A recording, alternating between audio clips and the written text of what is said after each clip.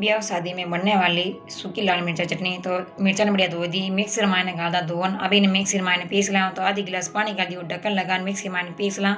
तो मिर्चा बढ़िया पीसी तैयार रहेगी। गैस माथे गैस चालू कर माथे कढ़ाई रख दा। कढ़ाई में तेल डाल दा। अब जीरो हींग राई आन बढ़िया छमको लगा दा। अब इन मायने आ लहसुन ने कलिया छीलड़ी डाल दा। आने फ्राई कर लम। तो आने 2 मिनट फ्राई कर ली। फ्राई करना अब इन मायने डाल दा पीसड़ी मिर्चा।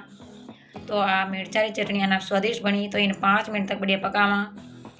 तो धनिया पीसड़ा धना अमचूर पाउडर स्वाद अनुसार नमक हल्दी और लौंगी मसालो मिर्चारो 5 मिनट तक मसाला बढ़िया पकावा। तो सूखी लाल मिर्चा की चटनी अना स्वादिष्ट बनी। तो इनमें दही गा दियो, दही ने बढ़िया मिक्स कर ला। 5 मिनट तक इन्हें ढक्कन लगा बढ़िया पका दा। तो ढक्कन हटा दा। तो ब्याह शादी में बनने वाली सूखी लाल मिर्चा की चटनी बन तैयार है।